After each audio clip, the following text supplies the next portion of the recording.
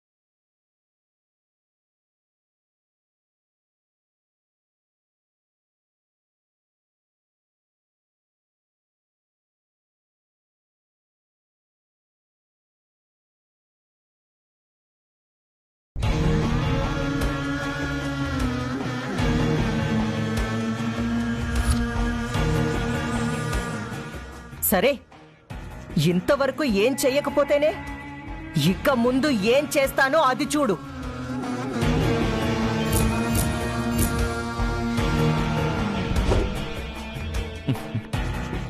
చైత్రని ఎమోషనల్గా గ్రిప్ చేయడానికి విషయం మనకి కావాల్సినంత కాంప్లికేట్ అయింది.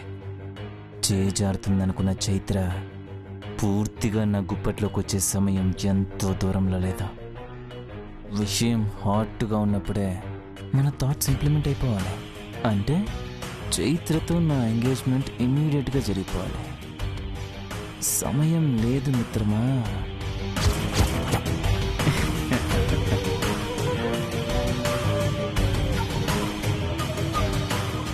రే విరాజ్, నువ్వు నన్ను బొంగరంగా తిప్పాలని ప్లాన్ చేశా. కానీ చైత్రతో నేను బొంగరం తొడిగించుకొని నీ మైండ్ని సుడిగుండంలో గింగిరాలు తిప్పబోతున్నాను. వెయిట్ చే.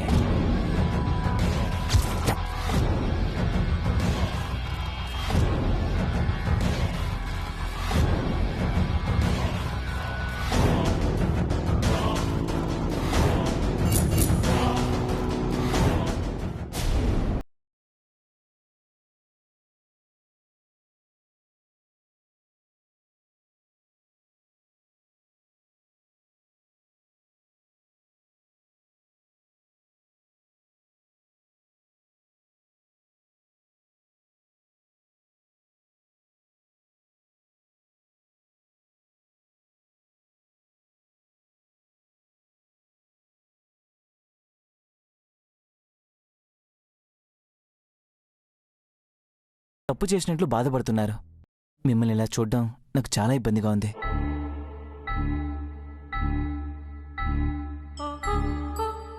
నిజానికి జరిగిందేదో జరిగిపోయిందని సర్దుకుపోదామని నేను ట్రై చేస్తున్నాను. కానీ కుదరటం లేదు. నా వరకు ఒక్క విషయంలో మాత్రం నేను చాలా బాధపడుతున్నాను. అది మీ వల్లే.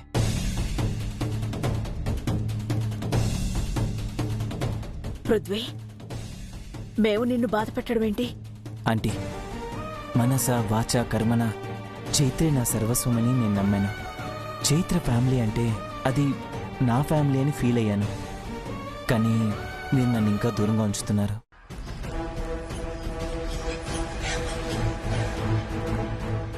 ఈ ఇంట్లో ఏ సంబంధం లేనివాడిగా బయట వాళ్ళు నన్ను చూస్తుంటే నాకు చాలా బాధ అనిపిస్తోంది. కనీసం చైత్రతో ఎంగేజ్మెంట్ కూడా కాలేదు. నీకు ఏ అర్హత ఉంది ఇక్కడ మాట్లాడడానికని ఆ విరాజ్ వాళ్ళ అమ్మన్నప్పుడు నా తల తీసేసినట్టు అనిపించింది ఆంటీ.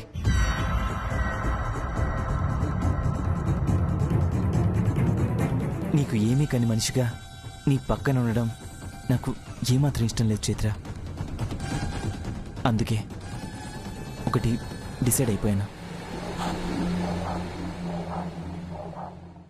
ఆంటీ, రేపే చైత్రకు నాకు ఎంగేజ్మెంట్ జరిగిపోవాలి.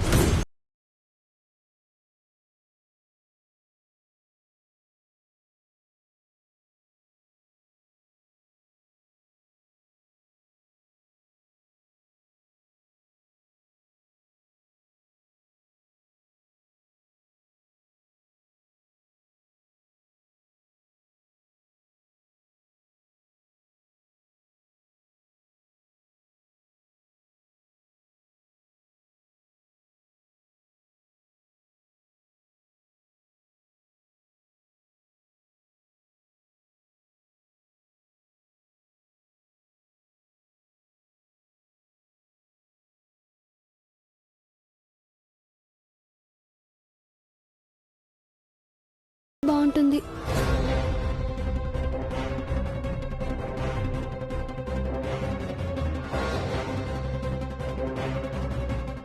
చైత్ర, సమయం తీసుకోవడం వల్ల సమస్య పెరుగుతుందే కాని తగ్గదమ్మా. అండగా ఉన్న మనిషి మన వల్ల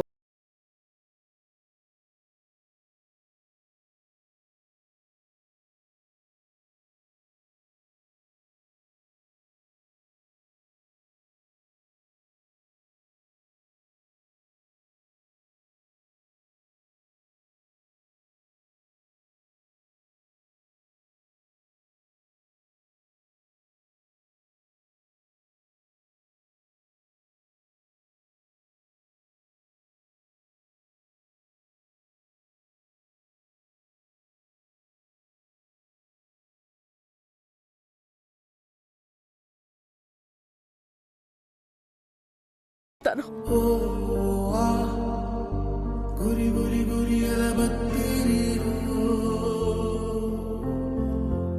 నా జీవితంలో ప్రతి ఆనందాన్ని విధిరాత చెరిపేసింది. అయినా ఈ గుండె తట్టుకోగలిగింది. కానీ ఇప్పుడు నీ విషయంలో మాత్రం ఈ గుండెకి ధైర్యం సరిపోవడం లేదమ్మా. నువ్వెక్కడున్నా బాగుండాలి. నాలాగా నీ జీవితం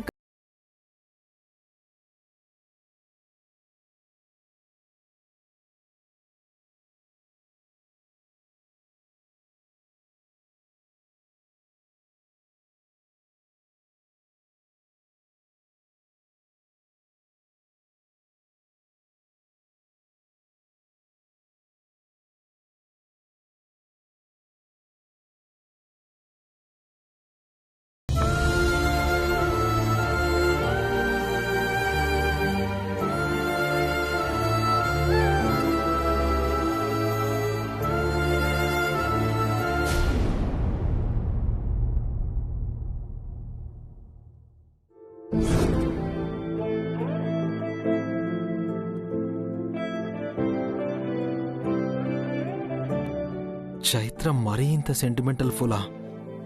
ఎవరో వచ్చి పెళ్లి చూపులు చూసి పెళ్లి అనుకోగానే వాడే నా భర్త అని ఫిక్స్ అయిపోవడమేనా? తన మనసులో ఎవరున్నారో తెలుసుకోదా? తెలుసుకోదు. ఒకవేళ తెలుసుకున్నా బయటికి చెప్పదు. ఎందుకు? ఎందుకంటే తను సాంప్రదాయాల మధ్య కట్టుబాట్లతో పెరిగింది. పెద్దల మాటకు తల వంచడం మాత్రమే తెలిసిన అమ్మాయి. తనకున్న ఆ మంచి గుణాలే తన మనసుకి సంకెళ్ళు వేస్తాయి.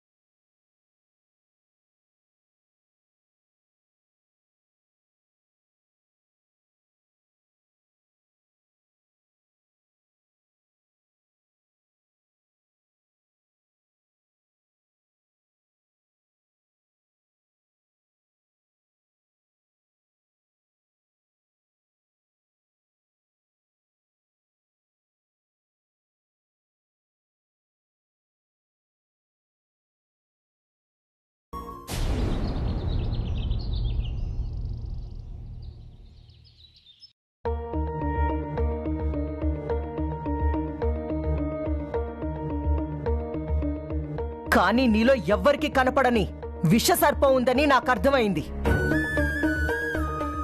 అయినా పంచే రక్తం మంచిదైతే పిల్లలకొచ్చే గుణాలు మంచివవుతాయి. అక్క అక్క అక్క, ఏంటి మహిని గోలా? ఊరికే విసిగిస్తూ ఉంటావు. నేనేం నిన్ను విసిగించట్లేదక్క. నీ గురించి మాకు తెలియకపోయినా పర్వాలేదు. అట్లీస్ట్ నువ్వేంటో నీ మనసేంటో నీకైనా అర్థమవుతుందా? దేనికి? అర్థం కానంత పిచ్చిదానిలా కనిపిస్తున్నానా? ఎస్, నిజంగా నువ్వు పిచ్చిదానివే. ఇష్టమేమో ఒకరి మీద, పెళ్లి మాత్రం వేరొకరిని చేసుకోవడానికి రెడీ అయిపోయావు. దీన్నే పిచ్చంటారక్క. మహి, నా మీద అరవడం కాదు, నిజం చెప్పు. ఇప్పుడు ఈ ఎంగేజ్మెంట్ చేసుకోవడం నీకు ఇష్టమా? అసలు ఈ పెళ్లి నీకు ఇష్టమేనా?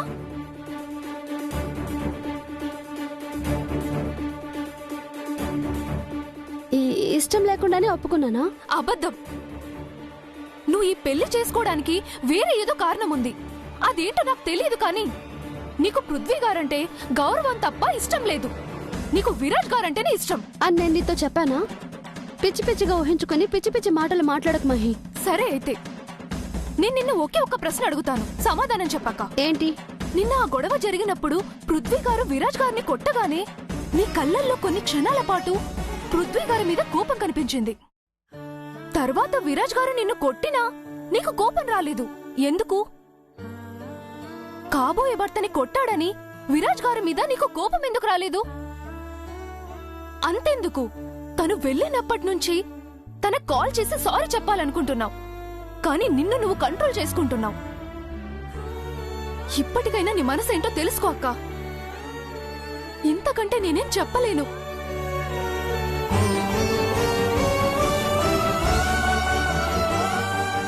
అక్క విషయంలో ఖచ్చితంగా తప్పు జరుగుతుంది. అక్కకి ఎంగేజ్మెంట్ ఇష్టం లేదు. ఈ విషయం వెంటనే సీతారత్నం గారికి చెప్పాలి.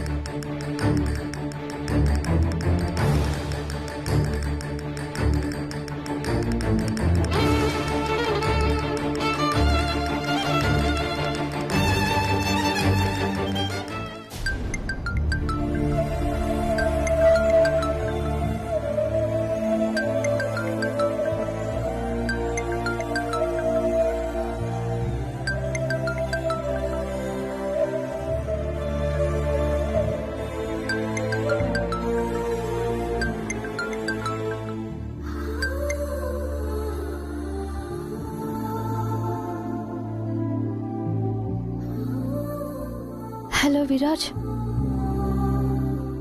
విరాజ్, నీకు నా మీద కోపంగా ఉంది కదా? నాకు తెలుసు, నువ్వు చాలా హర్ట్ అయ్యావు. I'm really sorry Viraj. Prithvi గారు అసలు అంత హార్ష్గా రియాక్ట్ అవుతారని ఊహించలేదు. ఆల్ ఆఫ్ సడన్ అలా జరిగేసరికి ఏం చేయాలో నాకు ఏం అర్థం కాలేదు. నన్ను క్షమించు విరాజ్. క్షమించాలా? ఎందుకు క్షమించాలి? ఆ పృథ్వీ నన్ను కొట్టడం ఎక్స్పెక్ట్ చేయలేదంటున్నావు, ఓకే.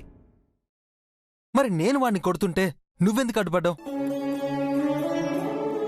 అనవసరంగా నిన్ను కొట్టి నేను బాధపడాల్సి వచ్చింది. అది కాదు విరాజ్. అంటే నీకు నాకంటే వాడెవడో ముఖ్యమైపోయాడా? అదే ప్రతిసారి నన్ను హర్ట్ చేస్తుంది చైత్ర. వాడెవడో అంటావేంటి విరాజ్?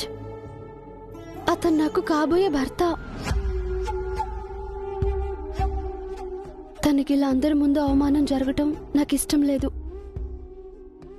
ఎందుకంటే అది నా కుటుంబానికి అవమానకరం. మళ్ళీ అదే మాట అదే మాట అదే మాట. కాబోయే భర్త కాబోయే భర్త ఎన్నిసార్లు అంటావు? ఇంకా కాలేదుగా. అసలు మీ పెళ్లి జరిగితేగా. చేసుకుంటున్నాను విరాజ్.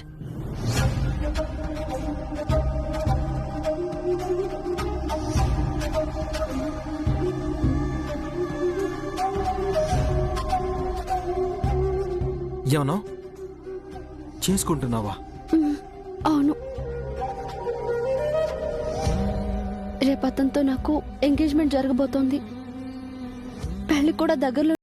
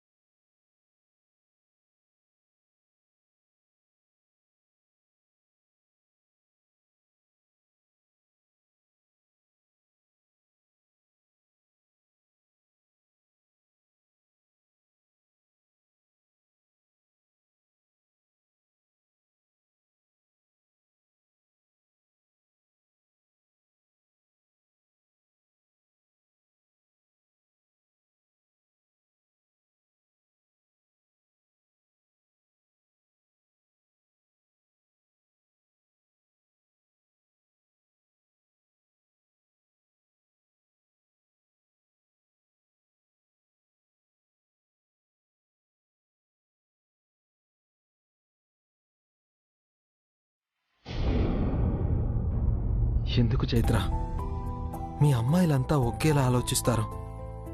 కళ్ళ ముందున్న ప్రేమ నువ్వే కావాలని తప్పించిపోతూ ఉంటే కావాలనే గుర్తించకుండా తప్పించుకుని తిరుగుతారు. మీ మనసుని కూడా మోసం చేసుకుని పెదాల మీద ఫేక్ స్మైల్తో బ్రతికేస్తారు. 100 మందున్నా నీ చూపు నన్ను దాటుకుని పోదని నాకు తెలుసు. అలాంటిది నా మనసునంత ఈజీగా ఎలా దాటేసిపోగలుగుతున్నావు?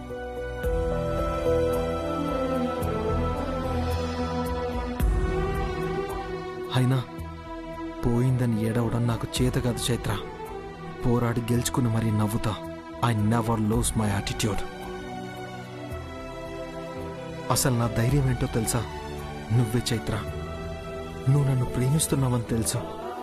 అబద్ధాన్నే దాచలేని నీ కళ్ళు నా మీద నీకున్న ప్రేమని మాత్రం అబద్ధం చేయగలవా? నెవర్. అందుకే నువ్వు బాధపడకుండా, మీ అమ్మను బాధ పెట్టకుండా ఈ ఎంగేజ్మెంట్ను ఎలా క్యాన్సిల్ చేస్తానో, ఆ పృథ్వీగాడి బుర్ర భూచక్రంలా ఎలా తిప్పుతానో నువ్వే చూడు. Just wait.